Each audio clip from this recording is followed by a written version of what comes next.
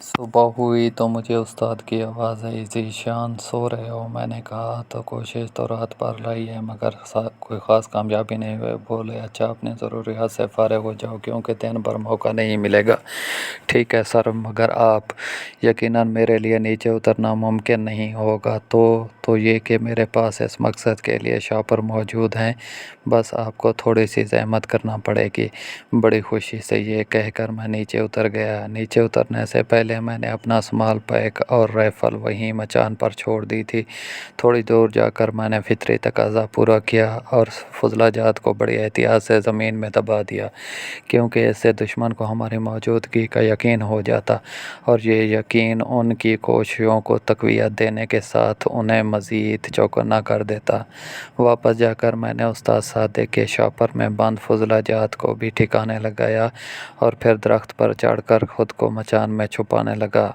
چھپنے سے پہلے مجھے تھوڑا پانی دے دینا، بعد میں یقیناً ہمیں حرکت کرنے کا موقع نہیں ملے گا۔ جی سر کہہ کر میں نے اسمال پیک سے واٹر بوٹل نکالی اور استاد صادق سے واٹر بوٹل لے کر آدھا پانی اس میں منتقل کر دیا۔ خود کو کیموفلیج کر کے میں نے واکی ٹاکی آن کر پارٹیوں کو پیش قدمی کرنے کا حکم دیا جا رہا تھا۔ آگے بڑھیں لیکن احتیاط سے، فائر کرنے سے پہلے یہ بات مد نظر رہے کہ چاروں طرف آپ کے اپنے ساتھی موجود ہیں۔ کوشش یہی کرنا کہ دشمن زندہ ہاتھ لگ جائے۔ میں ان کی باتیں سننے لگا مگر استاد صادق نے زیادہ دیر مجھے واکی ٹاکی آن نہ رکھنے دیا۔ ذیشان بس وائرلیس سیٹ آف کر دو، اس کی آواز دور تک سنائی دیتی ہے۔ جی سر کہہ کر میں نے واکی ٹاکی آف کر دیا۔ 1.5-2 گھنٹے کے بعد دشمن کے چند سپاہی ہمارے قریب سے گزرتے چلے گئے۔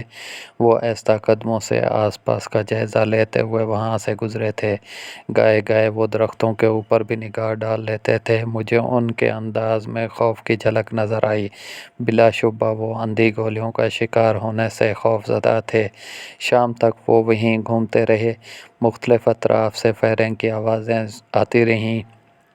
رات کو بھی پارٹیوں نے جنگل میں ڈیرا ڈالا مگر وہ ہماری مچان کے قریب کوئی پارٹی نہیں ٹھہری تھی۔ اندھیرا گہرا ہوتے ہی میں نے پہلے تو نائٹ ویژن سائٹ لگا کر چاروں جانب کسی دشمن کے نہ ہونے کی یقین کیا اور پھر واکی ٹاکی کی آواز کم کر کے آن کر لیا۔ ان کی باتوں سے پتہ چلا کہ ہر پارٹی کو 2 حصوں میں تقسیم کیا گیا تھا۔ ایک گروپ کا کام جنگل میں گھس کر تلاشی لینا اور دوسرے گروپ کا کام جنگل کا گھیراؤ کرنا تھا۔ اس لیے گھیرا ڈالنے والی پارٹی کل سے اپنی اپنی جگہ موجود تھی اور تلاشی کے لیے مختلف پارٹیاں 3 اطراف سے جنگل میں داخل ہو چکی تھیں، بلکہ اندھیرا چھا جانے کے بعد بھی جنگل میں ہی تھیں۔ البتہ اندھیرا چھا جانے کی وجہ سے پارٹیوں کو اپنی اپنی جگہ پر پڑاؤ ڈالنے کا حکم دیا گیا تھا۔ میرے پاس پانی ختم ہو گیا ہے، میں نے گفتگو کی ابتدا ہی مایوسی بھری خبر سے کی۔ استاد صادق نے مسکرا کر کہا، یہی خبر میرے پاس بھی ہے، مطلب اپنی آزمائش شروع ہو گئی ہے۔ وہ اطمینان سے بولا، سنائپر کی ساری زندگی ہی آزمائشوں میں گھری ہوتی ہے۔ ویسے پانی کے بغیر انسان کتنے عرصے تک زندہ رہ سکتا ہے کچھ کہا نہیں جا سکتا ہے۔ اس کا انحصار تو انسان کی جسمانی حالت، ارادے، اللہ پاک کی ذات پر اعتماد اور واپس لوٹنے کی امید پر ہوتا ہے۔ ویسے سنا یہی ہے کہ پانی کے بغیر لوگ مہینہ بھر بھی زندہ رہے ہیں۔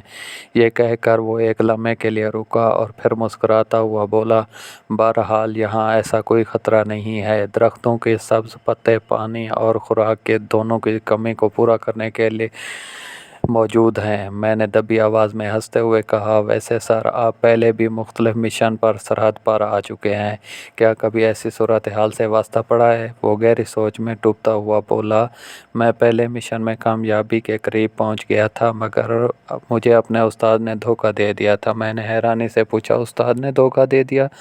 ہاں ذیشان، استاد ہاشم میرے ساتھ سینئر تھا، ہم دونوں ایک ہی جھاڑی میں چھپے ہدف کی آمد کے منتظر تھے۔ ہدف کے نظر آتے ہی استاد کے حکم پر میں نے گولی چلائی جو ہدف کے ماتھے پر لگی۔ دشمن کی تعداد کافی زیادہ تھی اور ہماری بدقسمتی کہ دشمن کو ہماری جگہ जगह का पता चल गया था। उस्ताद हाशिम ने मुझे वहाँ से फ़रार होने का कहा और मेरी स्नाइपर राइफ़ल मुझसे ये कहकर ले ली कि उसकी राइफ़ल फायर करने के काबिल नहीं रही। अपनी राइफ़ल उसने मुझे पकड़ा दी थी।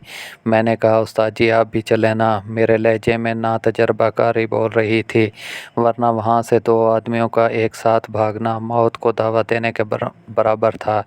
पर यह बात उस्ताद हाशिम को अच्छी तरह से मालूम थी।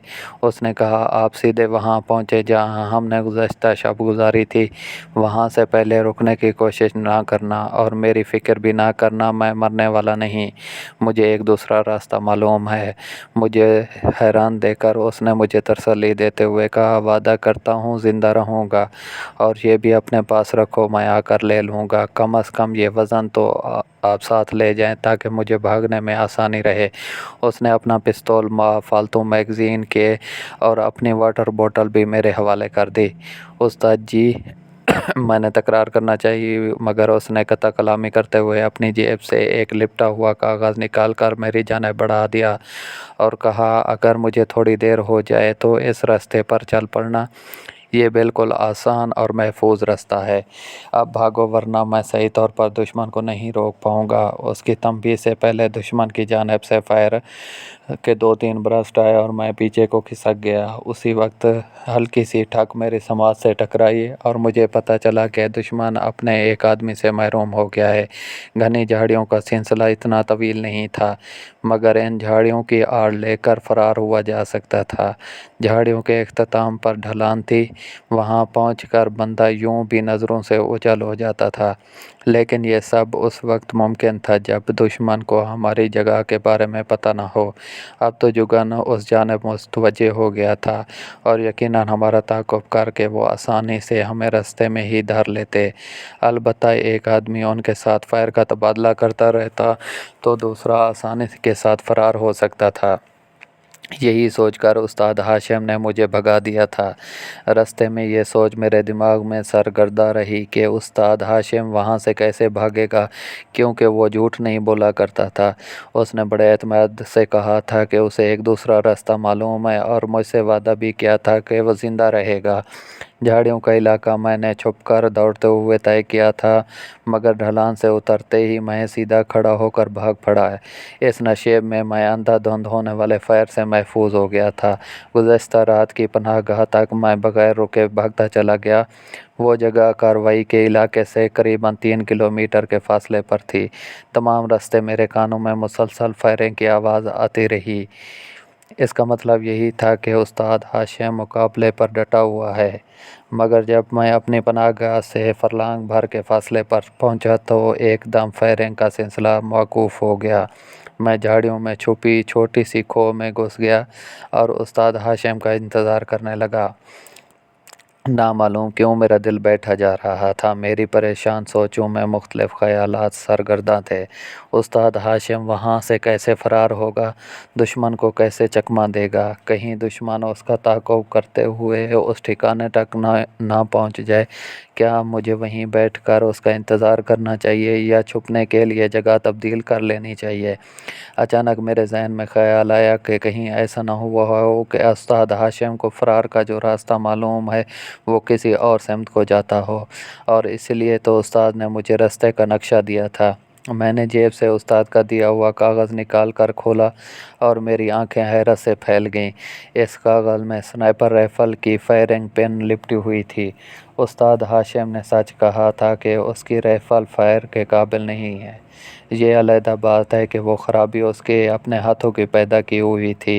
राइफ़ल की फायरिंग पिन कागज़ में बंद करके उसने मुझे वाज़ेह इशारा दिया था कि मुझे उसकी गलत बयानी के बारे में मालूम हो जाए और मैं यकीन कर लूँ कि वो अपने मुल्क पर कुर्बान हो गया है, लेकिन इस तरह के अपने ज़ेरे कमान की जान को बचा गया था। उस वक्त मुझ पर खुद ब खुद उसकी आखिरी गुफ्तगू की गुत्थियाँ खुलती चली गईं। उसने अपनी राइफ़ल ये कहकर मेरे हवाले की थी कि राइफ़ल ख़राब है, लेकिन उसके साथ उस ख़राबी का इलाज भी मेरे हवाले कर दिया था। और ये तो आप जानते हैं कि हर स्नाइपर रिटायर होते वक्त अपनी राइफ़ल अपने जानशीन के हवाले करता है। उसने भी यही किया था, मगर मुझे शक भी ना होने दिया था। फिर उसने कहा कि मुझे दूसरा रास्ता मालूम है और वो दूसरा ایک ایسی سمت کو جاتا تھا جہاں سے لوٹنا ممکن نہیں، اور پھر اس نے وعدہ بھی کیا تھا کہ وہ مرے گا نہیں، اور یقیناً شہید مرا نہیں کرتے۔ ہاں ذیشان، وہ آج بھی زندہ ہے۔ مجھے اپنے ارد گرد محسوس ہوتا ہے۔ اس کی شہادت کے بعد دشمن کو خود بخود یقین آ گیا تھا کہ وہ بدلہ لے چکے ہیں، مگر یہاں بھی استاد چل گیا تھا۔ اس نے میرے ہاتھ سے دشمن کا خاتمہ کرایا تھا اور میں محفوظ تھا۔ یہاں بھی دشمن کو شکست ہوئی تھی۔ مجھے شدت سے رونا آیا اور میں اس دھوکے باز کو یاد کر کے رو پڑا۔ وہ مجھ سے اچھا نشانے باز تھا۔ اس کا تجربہ بہت زیادہ تھا۔ جانے کیوں اس نے ایک بہترین نشانے باز کو ایک نئے اور ناتجربہ کار سنائپر کے لیے قربان کر دیا تھا۔ یقیناً میں اسے اکیلا چھوڑ کر کبھی نہ جاتا اگر وہ مجھے دھوکے میں نہ رکھتا۔ اس نے کوئی جھوٹ نہیں بولا، مگر مجھے دھوکہ ضرور دیا تھا۔ آج تک اس دھوکے باز کو نہیں بھلا سکا۔ استاد صادق کی آواز میں شامل دکھ میری آنکھیں بھگو گیا تھا۔ میں بس خاموش بیٹھا اس کے محترم استاد کے متعلق سوچتا رہا۔ کچھ باتیں ایسی تھیں کہ استاد صادق نے مجھے نہیں بتائی تھیں، مگر مجھے خود بخود ان کا اندازہ ہو گیا تھا۔ استاد ہاشم نے اپنی واٹر بوتل اور پستول یہ کہہ کر استاد صادق کے حوالے کر دی تھیں کہ یہ وزنی ہے، مگر اصل وجہ اور تھی۔ وہ اپنے حصے کا پانی اپنے شاگرد کے حوالے کرنا چاہتا تھا۔ اسی طرح پستول اور اس کے اضافی راؤنڈ بھی رستے میں استاد صادق کے کام آ سکتے تھے۔ رات کو سوتے ہوئے بھی میری سوچ میں استاد ہاشم اپنے اندھے کے خد و خال کے ساتھ سرگرداں رہا۔ صبح صادق کو اٹھ کر ہم نے اپنی فطری ضروریات کو پورا کیا۔ آج میں ان درختوں سے زیادہ دور نہیں گیا تھا۔ ملک اجالا ہونے سے پہلے ہم کیموفلاج ہو کر بیٹھ گئے تھے۔ پوری رات ہم نے پانی پیے بغیر گزاری تھی۔ صبح دم اچھی خاصی پیاس محسوس ہو رہی تھی۔ پہلی روشنی کے ساتھ ہی دشمن کی چہل پہل شروع ہو گئی تھی۔ میں نے دوپہر کے وقت خوب احتیاط سے اطراف کا جائزہ لے کر واکی ٹاکی سیٹ آن کیا، مگر اس کی بیٹری ڈاؤن ہو گئی تھی۔ میں نے اضافی بیٹری لگا کر واکی ٹاکی آن کیا اور دشمن کی آواز سننے کی کوشش کرنے لگا۔ واکی ٹاکی کی آواز کو مدھم کر کے میں نے کان سے لگا لیا تھا۔ چند لمحوں بعد ان کی آوازیں سنائی دینے لگیں۔ زیادہ تر پارٹیاں کھڑی چٹانوں کے سلسلے کے نیچے موجود گھنی جھاڑیوں میں مجھے تلاش کر رہی تھیں۔ تھوڑی دیر ان کی باتیں سننے کے بعد میں نے واکی ٹاکی آف کر دیا۔ استاد صادق نے پوچھا، کیا کر رہے ہو؟ میں نے کہا، میری تلاش جاری ہے۔ استاد صادق نے اپنی رائے دی، شاید ہفتہ بھر جاری رہے۔ میں ہنسا، مطلب ہفتہ بھر سبز پتوں پر گزارنا پڑے گا؟ بولے، اگر کوشش کرو تو پانی لا سکتے ہو۔ میں نے حیرانی سے پوچھا، کیسے؟ بولے، چشمے کی جگہ آپ کو معلوم ہے اور ایک سنائپر کسی طرح چھپ کر حرکت کرتا ہے، یہ جاننے کی ضرورت شاید آپ کو نہ ہو۔ میں نے کہا، مگر میں آپ کو اکیلا چھوڑ کر کیسے جا سکتا ہوں؟ بولے، اگر آپ زخمی ہوتے تو یقیناً میں چلا جاتا، مگر اب یہ خطرہ آپ کو ہی مول لینا پڑے گا۔ میں خفت بھرے لہجے میں بولا، سر آپ بات کو کوئی اور رخ دے رہے ہیں، میرا مطلب یہ نہیں تھا۔ بولے، نہیں ذیشان، پانی لانے میں واقعی بہت زیادہ خطرہ ہے، مگر اس کے بغیر کوئی چارہ بھی نہیں ہے۔ میں نے کہا، مجھے کس وقت نکلنا چاہیے؟ میں استاد صادق کے دل میں کوئی غلط فہمی پلتے نہیں دیکھ سکتا تھا۔ بولے، دشمن رات کے وقت زیادہ چوکنا ہوتا ہے اور گھیرا ڈالنے والی پارٹیوں کے پاس لازماً تھرمل لائٹ ویژن ہوگا، اور یہ تو آپ کو معلوم ہے کہ اس میں حرارت خارج کرنے والی اشیاء بہت جلد نظر آتی ہیں، اور ہر جاندار شے حرارت خارج کرتی ہے۔ یہاں آپ کو بتاتا چلوں کہ نائٹ ویژن سائٹ کی اب تک کی 3 اقسام آ چکی ہیں۔ پہلی قسم انفرا ریڈ کے اصول پر کام کرتی ہے۔ اس کا دکھاؤ بہت محدود تھا، آج کل اس کا استعمال مطلوق ہو چکا ہے۔ دوسری قسم اس سے بہتر ہے اور روشنی کے اصول پر کام کرتی ہے، یعنی چاند ستاروں کی روشنی کو بڑھا کر دکھاتی ہے۔ اور تیسری جو سب سے بہتر ہے وہ تھرمل امیجنگ، وہ حرارت کے اصول پر کام کرتی ہے۔ میں نے کہا، یعنی مجھے ابھی روانہ ہونا چاہیے؟ میں نے کلائی پر بندھی گھڑی پر سے کپڑا ہٹا کر وقت دیکھا، دن کے 1:30 بج رہے تھے۔ بولے بالکل، گھیرا ڈالنے والی پارٹی دن کو اتنی چوکنی نہیں ہوگی، اور مجھے امید ہے کہ شمال کی جانب سے آپ بآسانی نکل سکتے ہیں۔ ان کا زیادہ تر دھیان مشرقی اور جنوبی اور ہوگا۔ میں نے کہا، لیکن تلاشی والی پارٹیاں تو چوکنی ہوں گی نا؟ میں نے ایک عام نکتے کی جانب ان کی توجہ مبذول کروائی، تو پھر وہ مستفسر ہوئے۔ پھر ایسا ہے کہ صبح صادق کے وقت نکلنا بہتر رہے گا، اس وقت پہرے دار عموماً سستی اور کہلی کا شکار ہوتے ہیں۔ گڈ، اس نے تحسین آمیز لہجے میں کہا۔ میں نے کہا، یعنی آپ مجھ سے متفق ہیں؟ بولے 100%۔ میں نے حیرانی سے پوچھا، تو ابھی جانے کے حق میں کیوں دلائل دے رہے تھے؟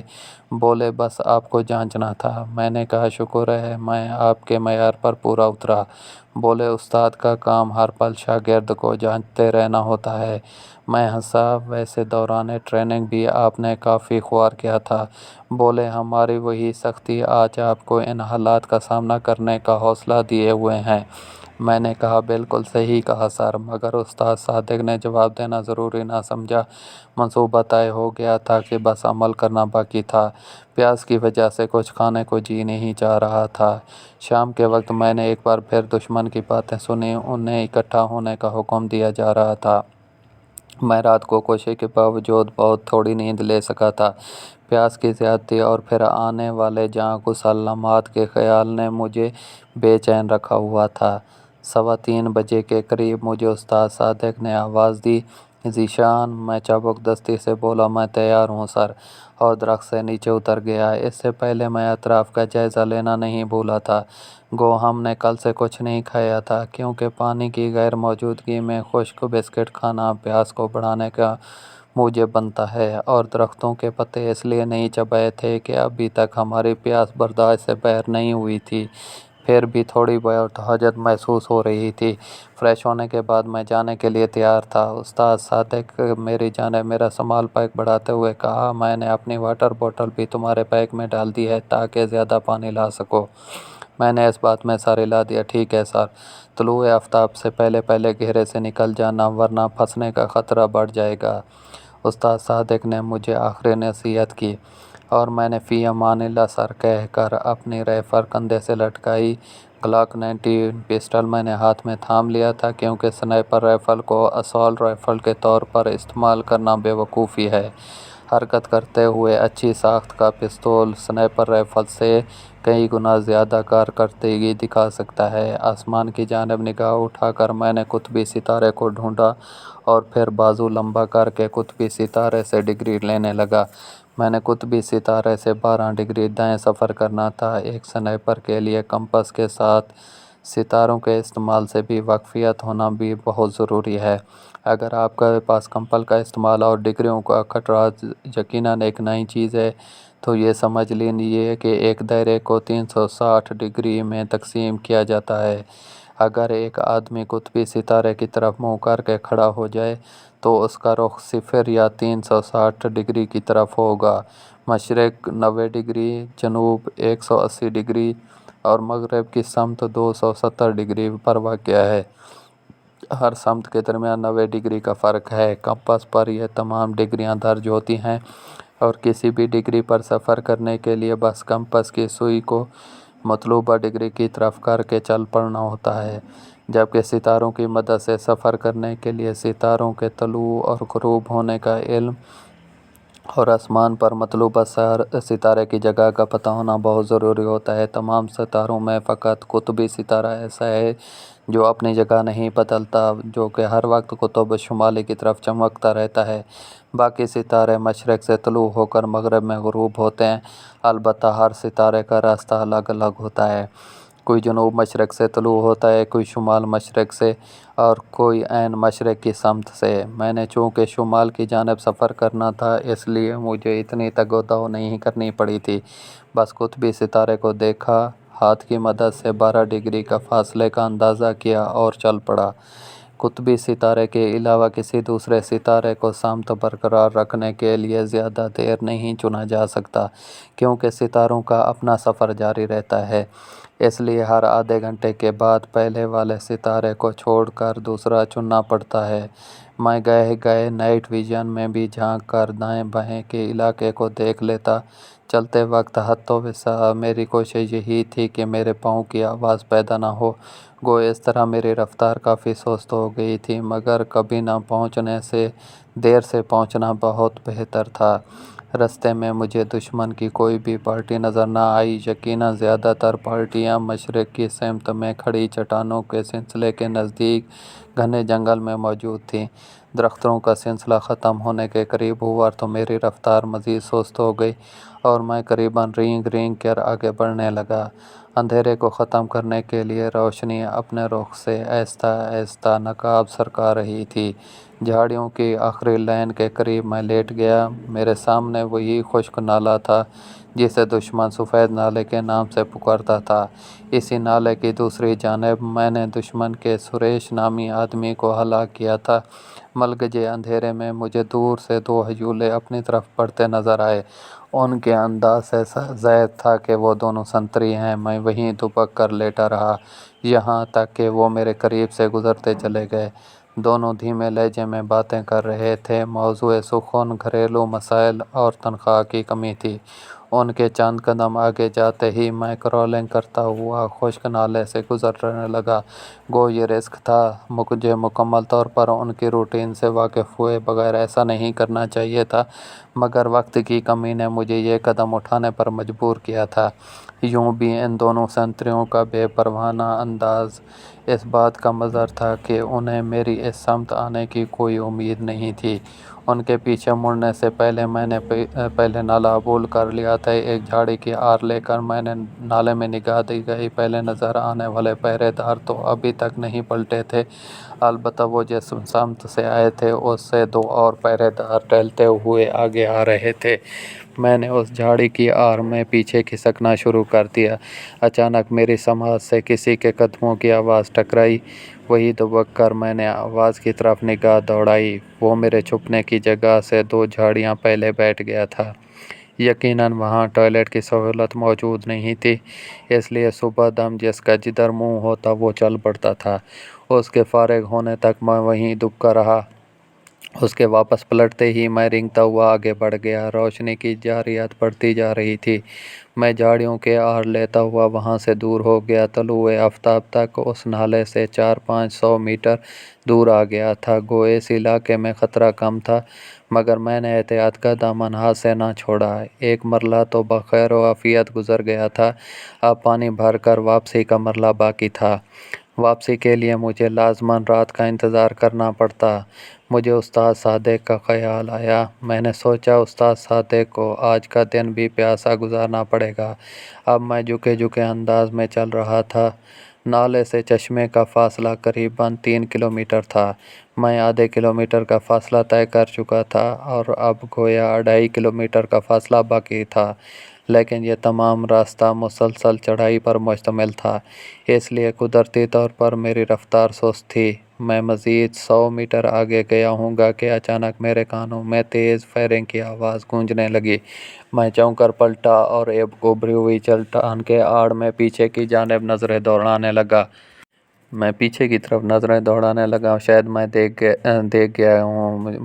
میرے ذہن میں یہی سوچ ابھری اور میں نے نفی میں سر جھٹکا اور اس سوچ کو دور ابھرا۔ اگر میں نظر آ گیا تو گولیوں کا رخ میری جانب ہونا چاہیے تھا۔ میں نے دوربین آنکھوں سے لگا کر منظر کو قریب کیا اور یہ دیکھ کر میرا خون خشک ہو گیا تھا کہ گھیرے میں موجود تمام آدمی اپنے اپنے ہتھیار سونتے جنگل کے اندر کی طرف بھاگ رہے تھے۔ اچانک مجھے واکی ٹاکی کا خیال آیا اور میں نے جلدی سے آن کر لیا۔ کوئی شخص چیخ چیخ کر اپنے ہلاک ہونے والے 2 آدمیوں کی رپورٹ دے رہا تھا جنہیں کسی سنائپر کی گولی نے لقمہ اجل بنا دیا تھا۔ انہیں محتاط رہنے کا مشورہ دے کر کنٹرول تمام پارٹیوں کو اسی سمت اکٹھا ہونے کا حکم دے رہا تھا۔ استاد صادق، میں آپ کو ایسا نہیں کرنے دوں گا۔ میں نے خود کلامی کرتے ہوئے اپنی رائفل کندھے سے اتار کر ہاتھ میں تھامی اور ٹیلی اسکوپ سائٹ کا کور اٹھا کر شست لینے لگا۔ دشمن کے نالے کے اطراف میں موجود سپاہی میری رینج میں تھے۔ ایک بندے کا سر کا نشانہ لے کر میں نے بغیر کسی جھجک کے ٹریگر پریس کر دیا۔ ٹرنچ کی آواز نے مجھے بوکھلا دیا تھا۔ میں نے جلدی سے رائفل کاک کی، لیکن میگزین خالی تھا اور اس کے ساتھ ہی مجھ پر انکشاف ہوا کہ وہ میری رائفل نہیں ہے۔ میں نے جلدی سے سمال پیک پیٹھ سے اتارا اور اس میں موجود فالتو راؤنڈ نکالنے کے لیے اپنا ہاتھ داخل کیا، مگر میرا ہاتھ نامراد باہر آیا۔ استاد صادق نے بہت ٹائر سنائپر رائفل کی تمام گولیاں نکال لی تھیں اور ان کی جگہ اپنا پسٹل اس نے میرے جھولے میں رکھ چھوڑا تھا۔ اس نے سوچے سمجھے منصوبے کے تحت مجھے پانی لینے کے لیے بھیجا تھا، ورنہ کوئی سنائپر پانی کے لیے اتنا بڑا خطرہ مول نہیں لیا کرتا۔ وہاں سبزے کی بہتات تھی، مگر آسانی سے وہ سبزہ کھا پی کر پانی اور کھانے کی ضرورت سے بے فکر ہو سکتے تھے، لیکن وہ جانتا تھا کہ ہم زیادہ دیر اس طرح پر چھپے نہیں رہ سکتے اور پھر اپنے زخمی پاؤں کے ساتھ اس کا سفر کرنا مشکل نہیں بلکہ ناممکن تھا۔ یہی سوچ کر اس نے مجھے تحفظ دینے کا سوچا اور اس پر عمل کر گزرا۔ اچانک فائرنگ کی آواز میں شدت آ گئی، دشمن کو ہدف مل گیا تھا۔ درخت کی ٹہنیاں صرف نظری حال مہیا کر سکتی ہیں، گولی روکنے کی اہلیت نہیں رکھتی۔ وائرلیس سیٹ پر کوئی چیختے ہوئے اپنی کامیابی کی رپورٹ کر رہا تھا اور میرے دماغ میں استاد صادق کی گفتگو گونج رہی تھی، یہ تو تم جانتے ہو کہ ہر سنائپر ریٹائر ہوتے وقت اپنی رائفل اپنے جانشین کے حوالے کیا کرتا ہے۔ اس نے صبح میرے درخت سے اترتے ہی میری رائفل کی جگہ اپنی رائفل رکھ دی تھی اور میرے سمال پیک سے ٹائر اور سنائپر رائفل کے تمام راؤنڈ بھی نکال لیے تھے تاکہ میں جوش میں آ کر دشمن پر فائر کرنا نہ شروع کر دوں۔ البتہ استاد ہاشم کی طرح اپنا پستول اپنے جانشین کے حوالے کرنا وہ نہیں بھولا تھا۔ دھوکے بعد استاد کا دھوکے باز شاگرد۔ میں خود کلامی کے انداز میں بڑبڑایا اور میری آنکھیں بھیگتی چلی گئیں، لیکن احتیاط سے فائر کرنے سے پہلے یہ بات مد نظر رہے کہ چاروں طرف آپ کے اپنے ساتھی موجود ہیں۔ کوشش یہی کرنا کہ دشمن زندہ ہاتھ لگ جائے۔ میں ان کی باتیں سننے لگا، مگر استاد صادق نے زیادہ دیر مجھے واکی ٹاکی آن نہ رکھنے دیا۔ ذیشان، بس وائرلیس سیٹ آف کر دو، اس کی آواز دور تک سنائی دیتی ہے۔ جی سر کہہ کر میں نے واکی ٹاکی آف کر دیا۔ 1.5-2 گھنٹے کے بعد دشمن کے چند سپاہی ہمارے قریب سے گزرتے چلے گئے۔ وہ آہستہ قدموں سے آس پاس کا جائزہ لیتے ہوئے وہاں سے گزرے تھے۔ گائے گائے وہ درختوں کے اوپر بھی نگاہ ڈال لیتے تھے۔ مجھے ان کے انداز میں خوف کی جھلک نظر آئی۔ بلا شبہ وہ اندھی گولیوں کا شکار ہونے سے خوف زدہ تھے۔ شام تک وہ وہیں گھومتے رہے۔ مختلف اطراف سے فائرنگ کی آوازیں آتی رہیں۔ رات کو بھی پارٹیوں نے جنگل میں ڈیرا ڈالا، مگر اب وہ ہماری مچان کے قریب کوئی پارٹی نہیں ٹھہری تھی۔ اندھیرا گہرا ہوتے ہی میں نے پہلے تو نائٹ ویژن سائٹ لگا کر چاروں جانب کسی دشمن کے نہ ہونے کی یقین کیا اور پھر واکی ٹاکی کی آواز کم کر کے آن کر لیا۔ ان کی باتوں سے پتہ چلا کہ ہر پارٹی کو 2 حصوں میں تقسیم کیا گیا تھا۔ ایک گروپ کا کام جنگل میں گھس کر تلاشی لینا اور دوسرے گروپ کا کام جنگل کا گھیراؤ کرنا تھا۔ اس لیے گھیرا ڈالنے والی پارٹی کل سے اپنی اپنی جگہ موجود تھی اور تلاشی کے لیے مختلف پارٹیاں 3 اطراف سے جنگل میں داخل ہو چکی تھیں، بلکہ اندھیرا چھا جانے کے بعد بھی جنگل میں ہی تھیں۔ البتہ اندھیرا چھا جانے کی وجہ سے پارٹیوں کو اپنی اپنی جگہ پر پڑاؤ ڈالنے کا حکم دیا گیا تھا۔ میرے پاس پانی ختم ہو گیا ہے، میں نے گفتگو کی ابتدا ہی مایوسی بھری خبر سے کی۔ استاد صادق نے مسکرا کر کہا، یہی خبر میرے پاس بھی ہے، مطلب اپنی آزمائش شروع ہو گئی ہے۔ وہ اطمینان سے بولا، سنائپر کی ساری زندگی ہی آزمائشوں میں گھری ہوتی ہے۔ ویسے پانی کے بغیر انسان کتنے عرصے تک زندہ رہ سکتا ہے کچھ کہا نہیں جا سکتا ہے۔ اس کا انحصار تو انسان کی جسمانی حالت، ارادے، اللہ پاک کی ذات پر اعتماد اور واپس لوٹنے کی امید پر ہوتا ہے۔ ویسے سنا یہی ہے کہ پانی کے بغیر لوگ مہینہ بھر بھی زندہ رہے ہیں۔ یہ کہہ کر وہ ایک لمحے کے لیے رکا اور پھر مسکراتا ہوا بولا، بہرحال یہاں ایسا کوئی خطرہ نہیں ہے۔ درختوں کے سبز پتے پانی اور خوراک کے دونوں کی کمی کو پورا کرنے کے لیے موجود ہیں۔ میں نے دبی آواز میں ہنستے ہوئے کہا، ویسے سر آپ پہلے بھی مختلف مشن پر سرحد پر آ چکے ہیں، کیا کبھی ایسی صورتحال سے واسطہ پڑا ہے؟ وہ گہری سوچ میں ڈوبتا ہوا بولا، میں پہلے مشن میں کامیابی کے قریب پہنچ گیا تھا، مگر مجھے اپنے استاد نے دھوکہ دے دیا تھا۔ میں نے حیرانی سے پوچھا، استاد نے دھوکہ دے دیا؟ ہاں ذیشان، استاد ہاشم میرے ساتھ سینئر تھا۔ ہم دونوں ایک ہی جھاڑی میں چھپے ہدف کی آمد کے منتظر تھے۔ ہدف کے نظر آتے ہی استاد کے حکم پر میں نے گولی چلائی جو ہدف کے ماتھے پر لگی۔ دشمن کی تعداد کافی زیادہ تھی اور ہماری بدقسمتی کہ دشمن کو ہماری جگہ کا پتہ چل گیا تھا۔ استاد ہاشم نے مجھے وہاں سے فرار ہونے کا کہا اور میری سنائپر رائفل مجھ سے یہ کہہ کر لے لی کہ اس کی رائفل فائر کرنے کے قابل نہیں رہی۔ اپنی رائفل اس نے مجھے پکڑا دی تھی۔ میں نے کہا استاد